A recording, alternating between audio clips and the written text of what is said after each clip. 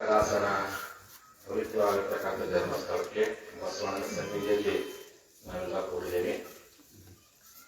ಮೂಲತಃ ಕೃಷಿ ಕಾರ್ಮಿಕರಾಗಿರ್ತಕ್ಕಂಥ ಪಂಚಮ ಶಾಲೆಗಳಿಗೆ ಯುಎ ಮೀಸಲಾತಿ ಅಂತೇಳಿ ಈ ಮೀಸಲಾತಿ ಕೊಡ್ತೀವಿ ಅಂತೇಳಿ ನಿಮ್ಮ ತಾಲೂಕಿನ ಶಾಸಕರು ರಾಜ್ಯದ ಮುಖ್ಯಮಂತ್ರಿಗಳಾಗಿರ್ತಕ್ಕಂಥ ಬಸವರಾಜ ಅವರು ಮಾತು ಕೊಟ್ಟಿದ್ದಾರೆ. 4 ಬಾರಿ ಮಾತು ಕೊಟ್ಟಿದ್ದಾರೆ. ಮಾತು ಕೊಟ್ಟ ತಪ್ಪಿನ ಕಾರಣಕ್ಕೋಸ್ಕರವಾಗಿ ಬರುವ ಅಧಿವೇಶನದೊಳಗಾದರೂ ಸಹ ಆ ಮೀಸಲಾತಿ ಎನ್ನುವಂಥ ಪವಿತ್ರವಾಗಿರ್ತಕ್ಕಂಥ ಶಿಕ್ಷಣ ಉದ್ಯೋಗದಲ್ಲಿ ನಮ್ಮ ಮಕ್ಕಳಿಗೂ ಆ ಪಾಲು ಸಿಗಲಿ ಅಂತ ಪಾಲನ್ನು ಕೊಡುವಂಥ ಶಕ್ತಿಯನ್ನ ಈ ಕ್ಷೇತ್ರದ ಬಸವಣ್ಣ ಮತ್ತು ಕನಕದಾಸ ಇಬ್ಬರು ಮುಖ್ಯಮಂತ್ರಿಗಳ ಹುದ್ದೆಯನ್ನು ಕೊಡಲಿ ಅಂತೇಳಿ ನಾವೆಲ್ಲರೂ ಒತ್ತಾಯ ಮಾಡಿ ಅಂತ ಒಂದು ಬಸವಣ್ಣನ ಈ ದೇವಸ್ಥಾನ ಮೂಲಕವಾಗಿ ರಾಜ್ಯದ ಮುಖ್ಯಮಂತ್ರಿ ಮಾಡದ ಮೂಲಕವಾಗಿ ಮಾನ್ಯ ಮುಖ್ಯಮಂತ್ರಿಗಳು ಆಗ್ರಹ ಮಾಡ ಗ್ರಾಮದಿಂದ ಹೋರಾಟಕ್ಕೆ ಬೆಂಬಲ ಈ ಎರಡನ್ನೂ ಮೂಡಿಸುವಂತೆ ನೋಡಿ ಒಂದ್ಸರಿ ನಾವೆಲ್ಲ ಜಯಘೋಷ ಹಾಕೋಣ. ನೀವೆಲ್ಲ ದೃಷ್ಟಿ ಮಾಡಿ ಕೈ ಮೇಲೆ ಇದ್ರಿ. ನಾನು ಬೇಕೇ ಬೇಕಂತ ನೀವೆಲ್ಲರೂ ಮೀಸಲಾತಿ ಬೇಕು ಅಂತ ಒಬ್ಬ ಪಂಚಮ ಸಾಲಿ ಅಂತಾನೆ 5 ಲಕ್ಷ ಪಂಚಮ ಸಾಲಿ ಆಗ್ತಾನೆ ಶಿಷ್ಯರಿಗೆಲ್ಲ 5 ಲಕ್ಷ ಇದ್ದೇವೆ ಪಾದಯಾತ್ರೆ ಮಾಡ್ಬಿಟ್ಟ. ಅದಕ್ಕೆ ನಾವೊಬ್ಬರು 5 ಲಕ್ಷ ಸಮಾಜದಲ್ಲಿ ಈ ರೀತಿ ಘೋಷಣೆ ಮಾಡಿ ಬೇಕೇ ಬೇಕು ಮೀಸಲಾತಿ ಬೇಕು. ನೀವೆಲ್ಲ ಹಿಂದ್ಗಡೆ ಕಟ್ಟಬೇಕು ಅಂತ ನೀವು ಕೈ ಎತ್ತಿರಲಿ. ನಮ್ಮ ಸಮಾಜ ಪಂಚಮಸಾಲಿ ಸಮಾಜ ಏನೈತಿ ನೀವೆಲ್ಲ ಕೈ ಎತ್ತಿ ಬೆಂಬಲ ಕೊಡ್ರಿ. ಅಂದ್ರೆ ಸರ್ಕಾರ ಮಿಷನ್ ಕೊಡ್ಲಿ ಅಂತ ಇಲ್ಲಿಂದ ಹೋರಾಟ ರೆಡಿ ಮಾಡೋದು. ಬೇಕೇ ಬೇಕು ಮೀಸಲಾತಿ ಬೇಕು. ಬೇಕೇ ಬೇಕು ಮೀಸಲಾತಿ ಬೇಕು.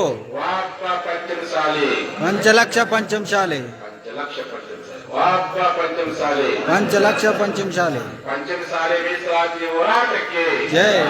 ಪಂಚಮಸಾಲಿ ಮೀಸಲಾತಿ ಹೋರಾಟಕ್ಕೆ बोलो भगवान बसवेश्वर महाराज की बोलो वीर माते ಕಿತ್ತೂರು ರಾಣಿ ಚೆನ್ನಮ್ಮ ಮಾತಾ की ಕ್ರಾಂತಿ ವೀರ ಸಂಗೊಳ್ಳಿ ರಾಯಣ್ಣನವರಿಗೆ ವಿಶ್ವಮಾನವ ಕನಕದಾಸರಿಗೆ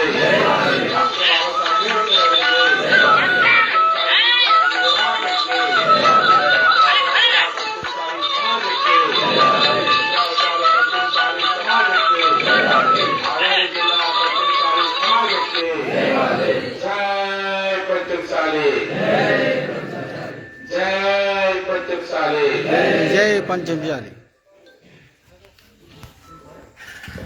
ನಮಗೆಲ್ಲ ಧಾರ್ಮಿಕ ಸ್ವಾತಂತ್ರ್ಯವನ್ನು ಕೊಟ್ಟ 12ನೇ ಶತಮಾನದ ಬಸವಾದಿ ಪ್ರಮುಖರನ್ನ ಸ್ಮರಣೆ ಮಾಡಿಕೊಂಡು ಈ ಜಗತ್ತಿನ ಎಲ್ಲ ದಾರ್ಶನಿಕರನ್ನ ಸ್ಮರಿಸಿಕೊಳ್ತಾ ವಿಶ್ವಮಾನವ ಕನಕದಾಸರನ್ನು ಸ್ಮರಣೆ ಮಾಡಿಕೊಂಡು ಅವರ ಜನ್ಮಭೂಮಿಯಾಗಿರ್ತಕ್ಕಂಥ ಮಾಡಾದಿ ಇಂದು ಸರ್ಕಾರವು 4ನೇ ಬಾರಿಗೆ ಕೊಟ್ಟ ಮಾತನ್ನು ತಪ್ಪಿಸೋಸ್ಕರವಾಗಿ ಸರ್ಕಾರದ ಗಮನವನ್ನು ಸೆಳೆದಕ್ಕೋಸ್ಕರವಾಗಿ ಸನ್ಮಾನ್ಯ ಮುಖ್ಯಮಂತ್ರಿಗಳ ಮನೆಯ ಮುಂದೆ ಸತ್ಯಾಗ್ರಹವನ್ನು ಮಾಡಿ ಮೀಸಲಾತಿಯನ್ನು ಪಡೆಯಲಿಕ್ಕೋಸ್ಕರವಾಗಿ ಇವತ್ತು ಬೆಳಗ್ಗೆಯಿಂದ ಈಗಾಗಲೇ ಕುಂದೂರು ನಂತರದಲ್ಲಿ ನಮ್ಮ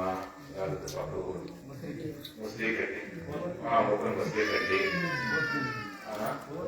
ಗೋತ್ನಹಳ್ಳಿ ಅನೇಕ ವರ್ಷಕ್ಕೆ ಬಹಳ ಬಂದಿರತಕ್ಕಂಥ ಈ ಪಂಚಮಸಾಲಿ ಪ್ರತಿ ಗ್ರಾಮ ಪಂಚಾಯತ್ ಎನ್ನುವಂತಹ ಅಭಿಯಾನ ಮತ್ತು ಜಾಗೃತಿ ಸಭೆ ಈ ಸಭೆಯನ್ನು ಉದ್ದೇಶಿಸಿ ಸಭೆ ಮಾಡಲಾಗುವುದರಿಂದ ಪರವಾಗಿ ನಮ್ಮ ಈ ಮೀಸಲಾತಿ ಹೋರಾಟ ಸಮಿತಿಯ ಕೋಶಾಧ್ಯಕ್ಷರಾಗಿರ್ತಕ್ಕಂಥ ಉದ್ಯಮಿಗಳಿರ್ತಕ್ಕಂಥ ಕೊಡುಗೆ ದಾನಿಗಳಿರ್ತಕ್ಕಂಥ ಶಶಿಧರ್ ಜಿಗರ್ ಅವರು ಮಾತನಾಡಿ ಬೆಂಬಲ ವ್ಯಕ್ತಪಡಿಸಿದ್ದಾರೆ. ನಮ್ಮ ತಾಲೂಕು ಅಧ್ಯಕ್ಷ ಒಂದು ಬಾಬು ಅವರು ಪ್ರಸ್ತುತಿದ್ದಾರೆ. ತಾವೆಲ್ಲ ಬಂದಿರಿ, ತಮ್ಮೆಲ್ಲರಿಗೂ ಶರಣಾರ್ಥಿಗಳು. ನೀವೆಲ್ಲ ಪಾದಯಾತ್ರೆ ಬಂದಿದ್ದೀರಿ.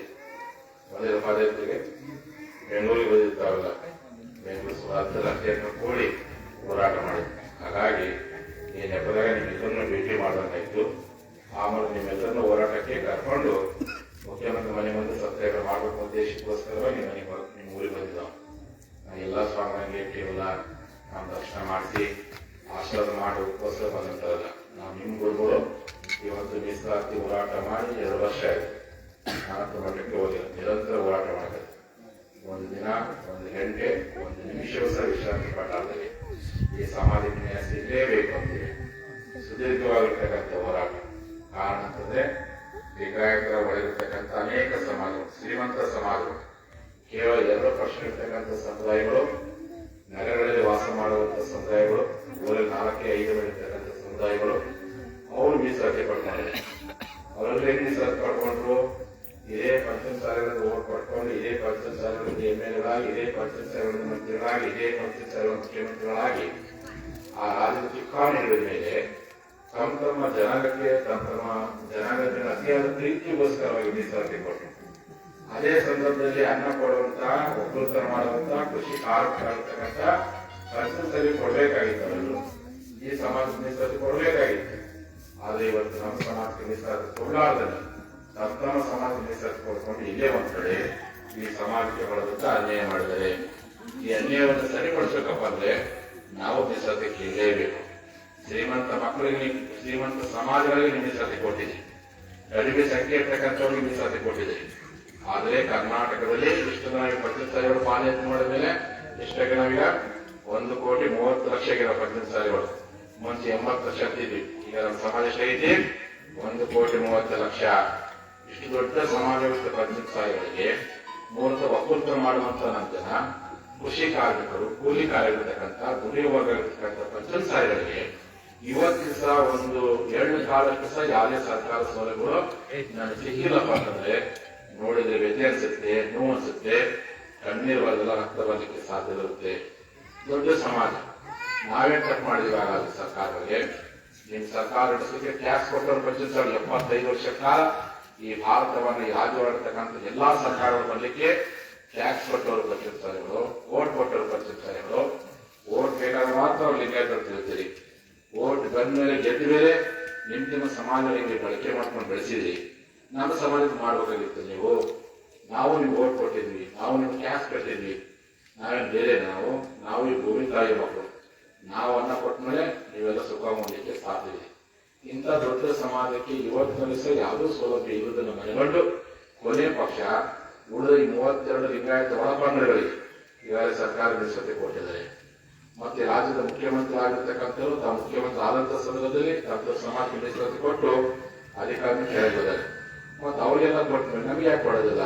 ಆ ಉದ್ದೇಶಕ್ಕೋಸ್ಕರವಾಗಿ ನಮ್ಮ ಮಕ್ಕಳು ಇವತ್ತು ಶಿಕ್ಷಣ ವಂಚಿತರಾಗಿದ್ದಾರೆ. ಇಲ್ಲಿ ಕುಟುಂಬ ಬಹಳ ಜನ ಸೇರಿದೆ. ನಿಮಗೆ ಪಶ್ಚಿಮ ಶಾಲೆ ಸಮಾಜ ತಿಳ್ಕೊಂಡು ಏನಾದ್ರು ಗೌರ್ಮೆಂಟ್ ಬೆನಿಫಿಟ್ ಸಿಕ್ಕಿದೆ ನಿಮಗೆ ಕಟ್ಟಿಬೇಕು ಅಂತ ಕೇಳ್ತೇನೆ. ಪಶ್ಚಿಮ ಶಾಲೆ ಸಮಾಜ ಹೆಸರಿನ ಮೇಲೆ ಸರ್ಕಾರಿ ಸೌಲಭ್ಯ ಪಡ್ಕೊಳ್ಳೋ ಬುದ್ಧಿ ಅಂತ ಯಾರು ಹೇಳ್ಕೊಂಡು ಕೈ ಎತ್ರಿ. ನಿಮ್ಗೇನು ಯಾರು ಲಾಭ ಪಡ್ಕೊಂಡ್ರೆ ಸರ್ಕಾರದಿಂದ ಯಾರು ಸೌಲಭ್ಯ ಪಡ್ಕೊಂಡ್ರೆ ನೀವು? ಏನಿಲ್ಲ. ಕೊನೆ ಪಕ್ಷ ಸೌಲಭ್ಯ ಬೇಡ. ಯಾರು ಗೌರ್ಮೆಂಟ್ ಹೋಗ್ತಿರ್ತಾನೆ ಇಷ್ಟ ಕೈ ಎತ್ತು. ನಾನು ಗೌರ್ಮೆಂಟ್ ಜಾಬ್ ಮಾಡಕ್ಕೆ ಸ್ವಾಮೀಜಿ ಅಂತ ಹೇಳಿ ಯಾರು ಎಷ್ಟು ಗೌರ್ಮೆಂಟ್ ಜಾಬ್ ಮಾಡಿರಲಿ? ಗೌರ್ಮೆಂಟ್ ಜಾಬ್ ಎಷ್ಟು ನೋಡ್ರಿ. ಬಹಳ ಜನ ಹೋಗ್ತಿರ ನಾವು ಓರಲ್ಲಿ ಇನ್ನು ಬರುವ ಎಲ್ಲಾ ಕಡೆ ಬಂದೆ. ಒಬ್ಬೊಬ್ರು ಗೌರ್ಮೆಂಟ್ ನೌಕರಿ ಇಲ್ಲೇ ಒಂದು ಗೌರ್ಮೆಂಟ್ ನೌಕರಿ ಇಲ್ಲೇ ಉಚಿತ ದೊಡ್ಡ ಸಮಾಜ. ಒಂದು ಗೌರ್ಮೆಂಟ್ ನೌಕರಿ ಇಲ್ಲ, ಒಂದು ಮೆಡಿಕಲ್ ಸೀಟ್ ಇಲ್ಲ, ಒಂದು ಸೀಟ್ ಕೊಡ್ತಾರೆ. ಹಂಗಾಗಿ ನಾವು ಕೊಡ್ಕೋಬೇಕಲ್ಲ. ನಮ್ಮ ಮಕ್ಕಳು ಇಂಜಿನಿಯರ್ ಆಗ್ಬಿಡ್ತಾನೆ, ನಮ್ಮ ಮಕ್ಕಳು ಡಾಕ್ಟರ್ ಆಗ್ಬಿಡ್ತಾನೆ. ಆ ಉದ್ದೇಶಕ್ಕೋಸ್ಕರವಾಗಿ ಸರ್ಕಾರ ಸಿಗುವಂತ ಸೌಲಭ್ಯ ಏನು ಸರ್ಕಾರ ಡಾಕ್ಟರ್ ಬಾಬಾ ಸಾಹೇಬ್ ಅಂಬೇಡ್ಕರ್ ಅವರು ಈ ಕೃಷಿ ಕಾರ್ಮಿಕರಿಗೋಸ್ಕರ ಮೀಸಲಾತಿ ಕಾಯ್ದಿರ್ತದೆ. ಆ ಮೀಸಲಾತಿ ನಮಗೆ ಕೊಡ್ರಿ. ನಮ್ಮ ಮಕ್ಕಳು ಇವತ್ತು 98 ಮಾರ್ಕ್ಸ್ ಪಡ್ಕೊಂಡ್ರು ನಮ್ಮ ಮಕ್ಕಳು ಯಾವ್ದು ಗೌರ್ಮೆಂಟ್ ಸೀಟ್ ಸಿಗ್ತಾ ಇಲ್ಲ. ಇವಾಗ ಅನುಭವಿಸಿ ನಿಮ್ಮ ಮಕ್ಕಳು 98 ಬಂದಿರ್ತದೆ, ಯಾವ್ದು ಕಾಲೇಜ್ ಅಡ್ಮಿಷನ್ ಮಾಡಕ್ ಹೋಗಿರ್ತೀರಿ, ನಿಮ್ಗೆ ಸೀಟ್ ಕೊಡೋದೇ ಇಲ್ಲ. ಯಾವಾಗ ಸೀಟ್ ಕೊಡೋದು ಡೊನೇಷನ್ ಕಟ್ಟಿನ ಸೀಟ್ ಕೊಡ್ತಾರೆ. ಅದು ನಿಮ್ಮ ಮಕ್ಕಳಿಗಿಂತ ಕಡಿಮೆ ಸಂಖ್ಯೆಯ ಮಾರ್ಕ್ಸ್ ಪಡ್ಕೊಂಡಂತವ್ರಿಗೆ ಕಡಿಮೆ ಸೀಟ್ ಸಿಗ್ತದೆ. ಇದು ಅನ್ಯಾಯ ತಾನೇ. ಇದು ಮೊರಾರ್ಜಿ ಸ್ಕೂಲ್ ಎಲ್ಲ ಕೆಲವು ಮಕ್ಕಳು ಬಹಳ ಓದುತ್ತಾರೆ. ನಮ್ಮ ತಂದೆ ತಾಯಿ ಮಕ್ಕಳು ಚೆನ್ನಾಗಿ ಓದಿರ್ತಾರೆ. ಮನೆ ಪಕ್ಷ ಮೊರಾರ್ಜಿ ಸ್ಕೂಲ್ ಬರ್ತಾರೆ ನೋಡಿ ಓದಿ ಅಲ್ಲೇ ಅಡ್ಮಿಷನ್ ಮಾಡಕ್ ಹೋಗಿರ್ತೀವಿ. ನಿಮ್ಮ ಮಕ್ಕಳು ಎಕ್ಸಾಮ್ ಬಂದಿರ್ತಾರೆ, ಮಾರ್ಕ್ಸ್ ಬಂದಿರ್ತವೋ ಅಲ್ಲಿ ಸೀಟು ಸಿಗಲ್ಲ. ಯಾಕಂದ್ರೆ ಅವ್ರು ಏನಂತಾರೆ, ಪ್ರಿನ್ಸಿಪಾಲು ಇಲ್ಲ ನಿಮ್ಮ ರಿಸರ್ವೇಶನ್ ಸ್ವಾಮೀಜಿ ಅಂತಾರೆ. ಆದ್ರೆ ನೀವು ಒಂದೇ ಕೆಲಸ ಮಾಡುವಂತ ಮಲ್ಲಪ್ಪನ ಮಗ, ಕಲ್ಲಪ್ಪನ ಮಗ, ದುರ್ಗಪ್ಪನ ಮಗ ಅವ್ರು ಸೀಟ್ ಸಿಗುತ್ತಾನೆ. ಅವನ್ ಮಾರ್ಕ್ಸ್ ಕಡಿಮೆ ಬಂದಿರ್ತಾನೆ, ಅದನ್ನ ಸೀಟ್ ಸಿಗುತ್ತೆ. ಅವನ ಮಗ ಬಂದು ಇವತ್ತು ಅಳ್ತಾನೆ, ಏನಪ್ಪ ಏನವ ನಾನು 98 ಮಾರ್ಕ್ಸ್ ಪಡ್ಕೊಂಡು ನನಗೆ ಮೊರಾರ್ಜಿ ಸೀಟ್ ಸಿಗಲಿಲ್ಲ. ಒಂದ್ಸರಿ ಮೊರಾರ್ಜಿ ಸರಿ ಅಡ್ಮಿಷನ್ ಆದ್ರೆ up to second PUC free education, quality education, ಊಟ ಬಟ್ಟೆ ವಿದ್ಯೆ ಎಲ್ಲ ಅವರೇ ಕೊಡ್ತಾರೆ. ಅಂತ ಒಳ್ಳೆ ಶಿಕ್ಷಣ ಸಂಸ್ಥೆಗಳು ಸೆಂಟ್ರಲ್ ಗೌರ್ಮೆಂಟ್. ನಮ್ಗೆ ಒಂದೇ ಕೆಲಸ ಮಾಡುವಂತ ನಮ್ಮ ಕೂಲಿಕಾರ ಮಗ ನಾವು ಅವನಿಗೆ ಎಲ್ಲ ರೀತಿ ಕೂಲಿ ಕೊಟ್ಟಿರ್ತೇವೆ, ಎಲ್ಲ ಮಾಡ್ತೀವಿ. ಅವನು ಅವತ್ತೇ ಮಾರ್ಕ್ಸ್ ಪಡ್ಕೊಂಡು ಮಾಡ್ತಾನೆ. ಅಲ್ಲಿ ಕೇಳಕ್ಕೆ ಹೋಗುತ್ತೆ. ಇನ್ನೂ ಚೆನ್ನಾಗಿ ಕೇಳ್ತಾನೆ, ಕೇಳುತ್ತೆ ಎಲ್ಲರಿಗೂ. ಅರ್ಥ ದೂರ ಇದಕ್ಕೆ ಮತ್ತೀರ ಇಕ್ಕೋದು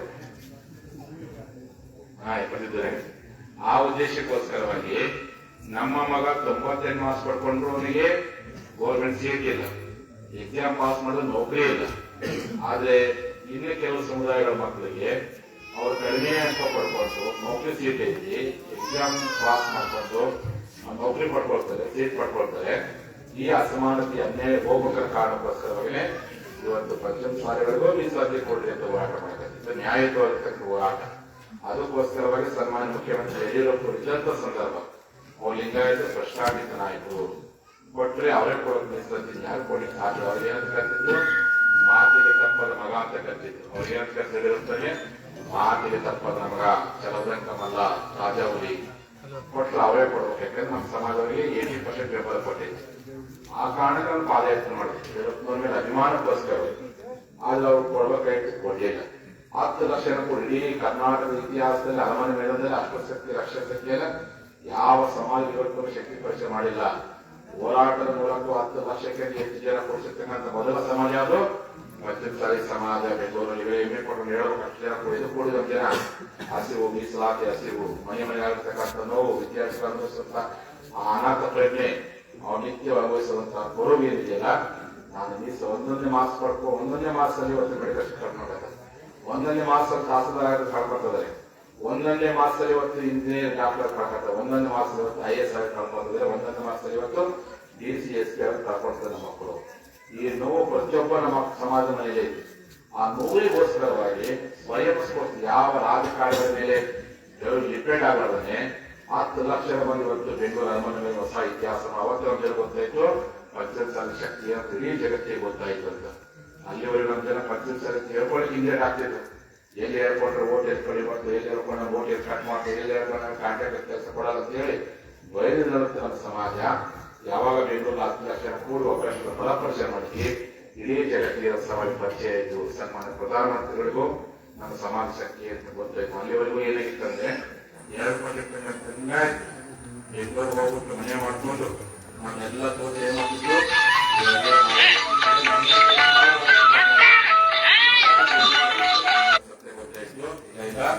ಲಿಂಗಾಯತದಲ್ಲಿ ಗೊತ್ತಿಗೆ ನಿಜಗಳು ಒಂದು ಬಡೋದಾರೆ, ಅವ್ರ ರಾಜಕೀಯ ಸ್ಥಾನ ವಂಚಿತರಾಗಿದ್ದಾರೆ.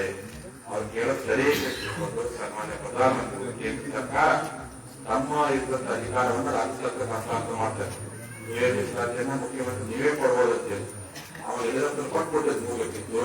ಯಡಿಯೂರಪ್ಪ ಕೊಡಲಿಲ್ಲ. ಈಗ ಬೊಮ್ಮಾಯಿರು ಆ ಸ್ಥಾನವನ್ನು ತುಂಬಿದ್ದಾರೆ. ಬೊಮ್ಮಾಯಿ ಮೇಲೆ ಬಹಳ ನಂಬಿಕೆ. ಯಾಕೆಂದ್ರೆ ನಮ್ಮ ಪಾದಯಾತ್ರೆಗೆ ಯಾವ ಸರ್ಕಾರ ಯಾವ ಮಂತ್ರಿಗಳು ಅಷ್ಟು ಬೆಂಬಲ ಕೊಟ್ಟಿದ್ದಿಲ್ಲ. ನಮ್ಮ ಪಾದಯಾತ್ರೆ ನನ್ನ ಮಗುವಿನ ಸಲ ಬೊಮ್ಮಾಯಿ ನೋಡ್ಕೊಂಡು ಅಪ್ಪ ಕೂಡಲ ಸಂಘದಿಂದ ಬೆಂಗಳೂರಿಗೆ ಇಡೀ ಜೆಡಿ ಸೆಕ್ಯೂರಿಟಿ ಕೊಟ್ಟು ಸಪೋರ್ಟ್ ಮಾಡಿದ್ರು. ಅರಮನೆ ಮೈದಾನವನ್ನು ಯಾವ ಕಾರಣ ಕೊಡಬಾರ್ದು, ಕೊಟ್ರೆ ಇಲ್ಲಿ ಪಂಚಾಯತ್ ಪಟ್ಟಿ ರಾಜ್ಯಕ್ಕಾಗತ್ತೆ ತಿಳ್ಕೊಂಡು ಕೊಡಬಾರ್ದು ಪ್ರಯತ್ನ ಪಟ್ಟರು. ಆಗ ಅರಮನೆ ಮೈದಾನವನ್ನು ಬೊಮ್ಮಾಯಿರು ವಿತೌಟ್ ಪರ್ಮಿಷನ್ ಕೊಟ್ಟರು. ಇಷ್ಟೆಲ್ಲ ಬೆಂಬಲ ಕೊಟ್ಟಂತ ರಾಜ್ಯದ ಮುಖ್ಯಮಂತ್ರಿ ಆದ್ಮೇಲೆ ನಮಗೆ ಮತ್ತಷ್ಟು ಆಸಕ್ತಿಗಳಿತ್ತು. ಕಾರಣ ಸಿಕ್ಕಾಗಿ ಪಂಚಾಯತ್ ಸಮಾಜ ಅನೇಕ ಬಾರಿ ಬೊಮ್ಮಾಯಿಗೆ ಆಶೀರ್ವಾದ ಮಾಡಿದ್ವಿ. ನೀವೆಲ್ಲ ಆಶೀರ್ವಾದ ಮಾಡಿದ್ರು ಬೊಮ್ಮಾಯಿ ಆಗತ್ತೆ. ಅವ್ರಿಗೂ ಸಹ ಗೊತ್ತಿದೆ ಈ ಸಮಾಜ ಆಶೀರ್ವಾದ ಮೇಲಿದೆ. ಆ ಕಾರಣಕ್ಕೋಸ್ಕರ ಬೊಮ್ಮಾಯಿರು ಯಾವಾಗ ಮುಖ್ಯಮಂತ್ರಿ ಆದ್ರೂ ನಮಗೆ ಮತ್ತಷ್ಟು ಖುಷಿ ಆಯಿತು. ಬೊಮ್ಮಾಯಿಯ ಮೇಲೆ ನಮ್ಮ ಸಮಾಜ ಋಣಭಾರ ಬಹಳ ಇದೆ. ಅವ್ರು ಖಂಡಿತ ಋಣ ತೀರಿಸಿದ್ವಿ. ಮುಖ್ಯಮಂತ್ರಿ ಆಗಿ ಒಂದು ವಾರಕ್ಕೆ ನಮ್ಮನ್ನು ಕರ್ಸೋಣ, ಸ್ವಾಮೀಜಿ ನಾನು ಖಂಡಿತ ಮೀಸಲಾತಿ ಕೊಡ್ತೀವಿ, ನಂಬರಿ ಅವಕಾಶ ಕೊಡ್ರಿ ಅಂತ. ಆಯ್ತು ಅಂತ ಎಷ್ಟು ತಿಂಗಳು ಬೇಕು, 3 ತಿಂಗಳು ಕೊಡ್ರಿ ಅಂತ ಅವಕಾಶ ಕೊಟ್ಟು ಮತ್ತೆ ಬಂದು ಮತ್ತೆ ಕೇಳಿದ್ರು, ಸ್ವಾಮೀಜಿ ಬಜೆಟ್ ಅಧಿವೇಶನ ಅವಕಾಶ ಕೊಡ್ರಿ ಅಂತ. ಆಯ್ತು ಬಿಡು, ಮತ್ತೆ ಮನುಷ್ಯ ನಂಬಾರ್ದನೆ ಮರ ನಂಬಕ್ಕಾಗುತ್ತೆ. ಆಯ್ತು ಇನ್ನೊಂದ್ಸಲ ನಮಗೆ ಕೊಟ್ರಿ. ಬಜೆಟ್ ಅಧಿವೇಶನ ಕೊಡ್ಲಿಲ್ಲ. ಇನ್ನೇನಪ್ಪ ಎಲೆಕ್ಷನ್ ಹತ್ರ ಬಂತು, ಇನ್ನೂ ನಾವು ಸುಮ್ಕುಂತ್ರೆ ನಮ್ದು ಹೋರಾಟ ಸಕ್ಸಸ್ ಆಗಲ್ಲ, ಇನ್ನು ಹೋರಾಟ ಮಾಡಲೇಬೇಕು ಅಂತ ತಿಳ್ಕೊಂಡು ಬೊಮ್ಮಾಯಿಗೆ ಕೊನೆಗಳು ಕೊಟ್ಟು ಏಪ್ರಿಲ್ 14 ಮೀಸಲಾತಿ ಘೋಷಣೆ ಮಾಡಿದ್ರೆ ಹೋರಾಟ ಮುಂದುವರಿಸ್ತೀನಿ ಅಂತ ಹೇಳಿ ಕೂಡಲ ಸಂಘದಲ್ಲಿ 14 ಸತ್ಯಾಗ್ರಹ ಮಾಡಿ ಇಡೀ ರಾಜ್ಯದ ಎಲ್ಲಾ ತಾಲೂಕು ಕಚೇರಿಗಳ ಮುತ್ತಿಗೆ ಹಾಕಿದೆ. ಅಲ್ಲಿಯೂ ಸರ್ಕಾರ ಮಾಡಲಿಲ್ಲ. ಹಾವೇರಿ ಜಿಲ್ಲೆ ಸಿಗ್ಗಾವಿ ಮನೆ ಮುಂದೆ ಸತ್ಯಾಗ್ರಹ ಮಾಡ್ತೀವಿ ಅಂತೆಲ್ಲ ಕರೆ ಕೊಟ್ಟಿ. ಜೂನ್ 21ನೇ ತಾರೀಕು ನಿಮ್ಗೆಲ್ಲ ಗೊತ್ತಿರುವ ಕಾಣುತ್ತೆ. ಸತ್ಯ ರೆಡಿಯಾಗಿದೆ. ಇಡೀ ಕರ್ನಾಟಕದ ಮೂಲೆಗಳಿಂದ ಪಂಚಾಯತ್ಗಳು ಸಿಗ್ಗಾವಿ ಮನೆ ರೆಡಿಯಾಗಿದೆ. ಆ ವಿಷಯ ಗೊತ್ತಾದ ಕೂಡಲೇ ಮಾನ್ಯ ಮುಖ್ಯಮಂತ್ರಿಗಳು ನಮ್ಮನ್ನು ಕರೆಸಿ ಮಾತುಕತೆ ಮಾಡಿ ನಿಮ್ಮ ಆಶೀರ್ವಾದ ನಮ್ಮ ಮೇಲಿದೆ. ನಮ್ಮಲ್ಲಿ ಒಂದು ಕುಂಡ್ರಬೇಡ್ರಿ, ನನಗೆ ಮುಜುಗರ ಮಾಡಬೇಡ್ರಿ, ನಾನು ಕೊಟ್ಟೆ ಕೊಡ್ತೀನಿ ಸಾಧ್ಯ ಸ್ವಾಮೀಜಿ ಅಂತ ಹೇಳಿ ಸಚಿವರಾದ ಸಿ ಪಾಟೀಲ್ ಅವರ ಮಧ್ಯಸ್ಥಿತಿಯಲ್ಲಿ ಸಂಧಾನ ಮಾಡಿದ್ರು. ಸಿ ಪಾಟೀಲ್ ಮನವಿ ಮೇರೆಗೆ ಯತ್ನಾಳಗೌಡರ ಮನವಿ ಮೇರೆಗೆ 27 ತಾರೀಕು ಸತ್ಯಾಗ್ರಹ ಮಾಡಬೇಕಾಗಿತ್ತಲ್ಲ, ಅದನ್ನು ಮುಂದೂಡಿದ್ವಿ. 2 ದಿನ ಟೈಮ್ ಕೊಡಿದ್ರು ಮಾನ್ಯ ಮುಖ್ಯಮಂತ್ರಿ, 2 ದಿನ ಟೈಮ್ ಕೊಡ್ರಿ ಸ್ವಾಮೀಜಿ ಅಂತ ಹೇಳಿ 2 ದಿನ ಆಗಸ್ಟ್ 22 ಶ್ರಾವಣ ಕೊನೆ ಸ್ವಾಮಿ ಖಾಲಿ 2 ದಿನ ನಾವು ಸುಮ್ಮನೆ ಕುತ್ಕೊಳ್ಳಿಲ್ಲ. ಸನ್ಮಾನ್ಯ ಮುಖ್ಯಮಂತ್ರಿ ಮಾತು ಕೊಟ್ಟು ಬಂದು ವಿಷಯ ಮಟ್ಟಕ್ಕೆ ಹೋಗಿಲ್ಲ. ಮತ್ತೇನ್ ಮಾಡಿದೆ, ಧಾರವಾಡ ಜಿಲ್ಲೆ ಸಂಘಟನೆ ಮಾಡಿದೆ, ಮತ್ತೆ ಶಿವಮೊಗ್ಗ ಜಿಲ್ಲೆ ಸಂಘಟನೆ, ಶಿವಮೊಗ್ಗ ಜಿಲ್ಲೆಯಲ್ಲಿ ಹೋರಾಟ ಮಾಡಿ ಫಸ್ಟ್ ಟೈಮ್ ಪಂಚಾಯತ್ ಬೀದಿ ಹೋರಾಟ ಮಾಡಿ ಸನ್ಮಾನ್ಯ ಮುಖ್ಯಮಂತ್ರಿ ಮಾಜಿ ಮುಖ್ಯಮಂತ್ರಿ ಯಡಿಯೂರಪ್ಪನವರಿಗೆ ಆಗ್ರಹ ಮಾಡಿದ್ವಿ. ಅವ್ರ ಮಗ ರಾಘವೇಂದ್ರ ಕರೆಸಿ, ನಿಮ್ ತಂದೆ ಮಾತು ಕೊಟ್ಟು ತಪ್ಪೇರಪ್ಪ, ಹೆಂಗೋ ನಿಮ್ ತಂದೆಗೆ ಸೆಂಟ್ರಲ್ ಕಮಿಟಿ ಮೆಂಬರ್ ಇದ್ದಾರೆ, ಅವ್ರ ಮುಖಾಂತರ ಮೀಸಲಾತಿ ಕೊಡಿಸಿ ಅಂತ ಹೇಳಿ ರಾಘವೇಂದ್ರ ಒತ್ತಡ ಹಾಕಿದ್ರು. ಪ್ರಹ್ಲಾದ್ ಜೋಶಿ ಅವ್ರ ಮನೆಗೆ ಹೋಗಿ ಅವ್ರಿಗೆ ಒತ್ತಡ ಹಾಕಿದ್ರು, ಜಗದೀಶ್ ಶೆಟ್ಟರ್ಗೆ ಹೋಗಿ ಒತ್ತಡ ಹಾಕಿ ಧಾರವಾಡ ಜಿಲ್ಲೆ. ಇನ್ನ ಇಷ್ಟೆಲ್ಲ ಮಾಡಿದ್ರು ಸಹ ಆಗಸ್ಟ್ 22 ತಾರೀಕಿಗೆ ಮಾನ್ಯ ಮುಖ್ಯಮಂತ್ರಿ ಮಾತು ಕೊಡ್ತಂತ ನೆನಕೊಂಡಿಲ್ಲ. ಸಿಕ್ಕಾಗಿ ಮತ್ತೆ ನಾವೆಲ್ಲ ಕೂಡಿದ್ವಿ, ಸೇರಿದ್ವಿ. ಸುಮಾರು 2,000 ಸಂಖ್ಯೆಯಲ್ಲಿ ಶಂಕರಗೌಡ ಕೂಡಿ ಯತ್ನಾಳಗೌಡ ಅಧ್ಯಕ್ಷತೆ ಮೀಟಿಂಗ್ ಮಾಡಿ ಒಂದು ದವಾ ಪಾಸ್ ಮಾಡಿದ್ವಿ, ಒಂದು ನಿರ್ಣಯ ಮಾಡಿದ್ವಿ. ಕೊನೆಯ ಹೋರಾಟ 26ನೇ ತಾರೀಕು ಸತ್ಯಾಗ್ರಹ ಮಾಡಬೇಕು ಅಂತೇಳಿ ಅಲ್ಲಿಗೂ ಸರ್ಕಾರ ಮಾಡಿದೆ. ಅಕ್ಟೋಬರ್ 23ನೇ ತಾರೀಕು ಕಿತ್ತೂರಾಣಿ ಚೆನ್ನಮ್ಮ ಜಯಂತಿ ಬೆಂಗಳೂರು. ಆ ಬೆಂಗಳೂರು ವಿಧಾನಸಭಾ ಮುಂಭಾಗದಲ್ಲಿ ಕನಿಷ್ಠ 25 ಲಕ್ಷ ಮಂದಿ, ಹೋದರೆ 10 ಲಕ್ಷ ಮಂದಿಗೆ ದೇಶ ನಡುಗುತ್ತದೆ. ಈ ಸರಿ 25 ಲಕ್ಷ ಮಂದಿ ಕೂಡಿ ಕೊನೆಯ ಹೋರಾಟ, ಅದು ಮಾಡಿಲ್ಲವೇ ಮಡಿ ಅನ್ನುವಂತ ಹೋರಾಟ. ಮಡಿಯೋದಕ್ಕಿಂತ ಮುಂಚೆ ಮೀಸಲಾತಿಯನ್ನು ಪಡೆದೇ ಮಡಿಯುವಂತ ಹೋರಾಟ ಮಾಡಬೇಕು ಅಂತ ಹೇಳಿ ನಾವೆಲ್ಲ ತೀರ್ಮಾನ ಮಾಡಲಾಗಿದೆ. ಆ ಉದ್ದೇಶಕ್ಕೋಸ್ಕರವಾಗಿ ಶಿಗ್ಗಾವಿ ಮನೆ ಮುಂದೆ ಒಂದು ದಿನ ನಾವೆಲ್ಲ ಸತ್ಯಾಗ್ರಹ ಮಾಡೋಣ. ಸತ್ಯಾಗ್ರಹ ಮಾಡುವಂತ ಪ್ರಯತ್ನ ಮಾಡಿದ್ರೆ ಖಂಡಿತವಾಗಿ ಬೊಮ್ಮೆಯವರು ನಮ್ಮ ಸಮಾಜಕ್ಕೆ ಮೀಸಲಾತಿನ ಕೊಟ್ಟೇ ಕೊಡ್ತಾರೆ. ಹೋರಾಟ ಮಾಡಿದವರು ಯಾರು ಮಾತು ಕೇಳೋದಿಲ್ಲ. ನಾವೇ ತಿಂಗಳು ಎಲ್ಲರೂ ಪಂಚಮ ಸಾರಿ ಮಂದಿ ಬಹಳ ಮುಗ್ದಿದ್ದಾರೆ, ಸಂಭಾಕಿದ್ದಾರೆ. ಮನೆ ಕಲಿಸಿ ಚಾ ಕೊಡಿಸ್ಕೊಟ್ರೆ ಖುಷಿ ಆಗ್ತಾರೆ, ಎಗರ ಕೈಯಲ್ಲಿ ಖುಷಿ ಆಗ್ತಾರೆ. ಅವ್ರ ಮನೆ ಮುಂದೆ ಹೋಗಿ ಅವ್ರ ಮನೆಗೆ ಹೋಗ್ಬಿಟ್ರೆ ಸಂತೋಷ ಪಡ್ತಾರೆ, ಅಥವಾ ಅವ್ರ ಮನೆಗೆ ಹೋಗಿ ಪ್ರೀತಿ ಮಾತಾಡ್ತಾ ಖುಷಿ ಆಗ್ತಾರೆ, ಅವ್ರು ಫೋನ್ ಮಾಡಿದ್ರೆ ಖುಷಿ ಆಗ್ತಾರೆ ಅಂತ ಹೇಳಿ ಇದುವರೆಗೂ ಎಲ್ಲಾ ರಾಜಕಾರಣಿಗಳು ಈ ಸಮಾಜವನ್ನ ಕತ್ತಲಿಡುವಂತ ಕೆಲಸ ಮಾಡಿದ್ರು. ಈಗ ಅವ್ರಿಗೆಲ್ಲ ಗೊತ್ತೈತಿ, ಮುಂಚೆನಂಗೆ ಮಂದಿ ದೊಡ್ಡರಾಗಿಲ್ಲ, ಜಾಣರಾಗಿದ್ದಾರೆ, ಹೋರಾಟ ಕಡಿಯಾಗಿರೋದು ಅಂತೇಳಿ ಈ ಸತ್ಯ ಎಲ್ಲರಿಗೂ ಗೊತ್ತೈತಿ. ಮಾನ್ಯ ಮುಖ್ಯಮಂತ್ರಿಗಳಿಗೆ ನಮ್ಮ ಸಮಾಜ ಮೀಸಲಾತಿ ಕೊಡ್ಬೇಕು ಅಂತ ಮನಸ್ಸೈತಿ. ಅವ್ರು ಕೊಟ್ಟೆ ಕೊಡ್ತಾರೆ, ಮಾತು ಕೊಟ್ಟಾರೆ, 4 ಬಾರಿ ಮಾತು ಕೊಟ್ಟು ತಪ್ಪಿದೆ.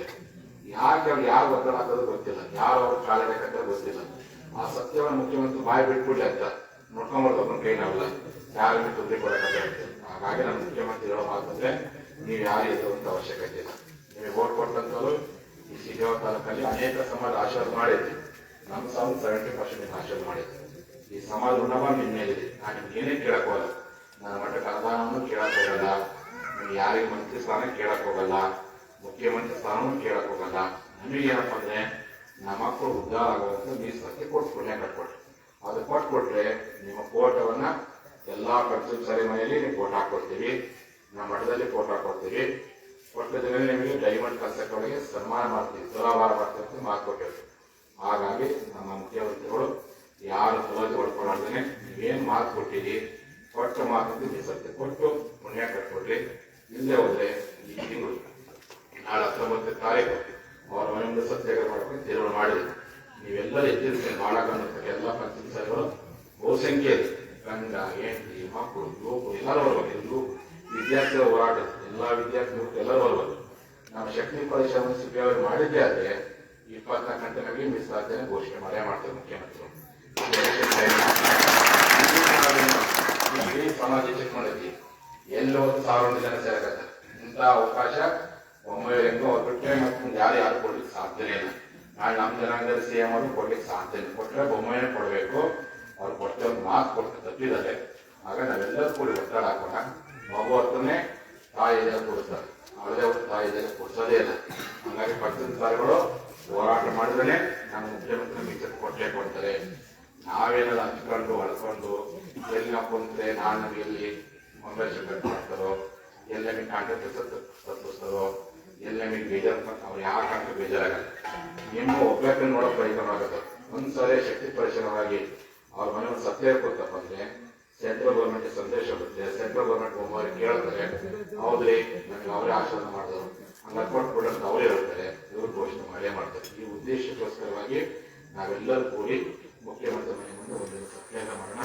ಆ ಸತ್ಯಾಗ್ರಹಕ್ಕೆ ನೀವೆಲ್ಲರೂ ಬರಬೇಕು.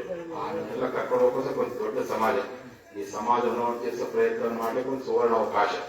ಹಾಗಾಗಿ ನಾವೆಲ್ಲರೂ ಕೂಡ ಒಂದು ವೇಳೆ ಸತ್ಯಾಗ್ರಹ ಕುಂತು ಮಾಡ್ಲಿಕ್ಕೆ ಹೋದ್ರೆ ಅಕ್ಟೋಬರ್ 23 ನೀವೆಲ್ಲರೂ ಬೆಂಗಳೂರಿಗೆ ರೆಡಿಯಾಗಿ ಅಷ್ಟೊಳಗೆ ಸತ್ಯ ಕೊಟ್ಟರೆ ಅಲ್ಲೇ ಬೊಮ್ಮನಹಳ್ಳಿ ವಿಧಾನಸೌಧದಲ್ಲಿ ಸನ್ಮಾನ ಮಾಡಿಸೋಣ. ಕೊಡದೆ ಹೋದ್ರೆ ಹೋರಾಟ ಮಾಡಿ ಕೊನೆಯ ನಿರ್ಧಾರಗಳನ್ನು ಪ್ರಕಟಗೊಳಿಸೋಣ. ಹಾಗಾಗಿ ಇಡೀ ನಮ್ಮ ಭಾರತದಿಂದ ನಮ್ಮ ಕುಲಬಾಂಧವರು ನೀವು ಒಗ್ಗಟ್ಟಾಗಲಿ, ನಿಮ್ಮ ಪಕ್ಷ, ನಿಮ್ಮ ನಾಯಕ ಯಾರೇ ನಿಮ್ಮ ಮನೆ ಬಿಟ್ಟಿರ್ತಕ್ಕಂಥದ್ದು. ಆದ್ರೆ ಮೀಸಲಾತಿ ವಿಚಾರ ಬಂದಾಗ ನಾನೊಬ್ಬ ಪಂಚಮ ಶಾಲೆ ಒಗ್ಗಟ್ಟಾಗಿ